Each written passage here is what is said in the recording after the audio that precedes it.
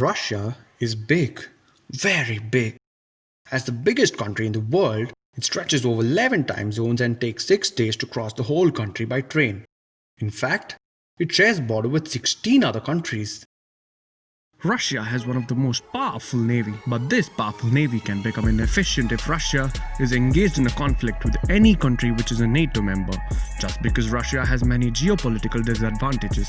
These disadvantages will restrict Russia from becoming a global naval power. A country needs many advanced naval ports to become a naval power. This has been proven time and again in the history of the world. Despite having 37,000 km long coastlines, Russia has no warm water ice-free ports. Most of these ports freeze in winter, preventing the fleet from operating around the globe. Take for example, some of the ports in Arctic, such as Murmansk, freezes for several months each year. Vladivostok, the largest Russian port on the Pacific Ocean, is ice-locked for 4 months. Even the St. Petersburg port freezes for a few months. To understand our next example, we will have to understand what is NATO. NATO, North Atlantic Treaty Organization, is an international alliance formed in 1947. It consists of 30 member states from North America and Europe. NATO's fundamental goal is to safeguard the allies' freedom and security by political and military means. In the event of a war with any NATO member, the Russian Navy cannot get out of the Baltic Sea due to the Skagerrak Strait, which connects the North Sea.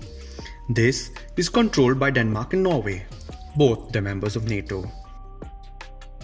The NATO treaty includes a mutual defense pact, which means if a NATO member is attacked, all other members will respond and restrict Russia's way to the Atlantic Ocean. This means that if the ships made it through this strait, they have to pass through the GI-UK gap, that is, Greenland, Iceland and the United Kingdom in the North Sea, both the members of NATO. Even the Vladivostok port is enclosed by the Sea of Japan, which is controlled by Japan. The Sevastopol Port is one of the deep, warm water ports available to Russia in the Black Sea, which it used to lease from Ukraine until its annexation in the year 2014. Russia's access to the Mediterranean Sea from the Black Sea is also hindered, since the ships have to pass through the Bosphorus, which is controlled by yet another NATO member, Turkey. Even after crossing the Bosphorus, the Russians need to navigate the Aegean Sea and would still have to cross the Gibraltar Straits to gain access to the Atlantic Ocean.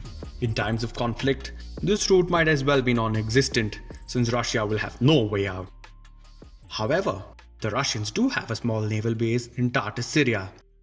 This helps the Russians to maintain their presence in the Mediterranean Sea. But this scenario might change in the near future, since Arctic is melting, which will allow Russia to operate its ports for longer periods and navigate through the Arctic sea routes, which was a difficult task before. Find our video on how melting Arctic ice will create different cost-saving sea routes. Do check out the link in the description box. For aeons, access to the ocean has been a predominant factor in deciding who the superpowers of the world are. Thus, the incredible naval strength of Russia will be something that always looks far more powerful on paper than in action. Thank you for watching. If you liked the video, please do hit the like button, share this video, and don't forget to subscribe.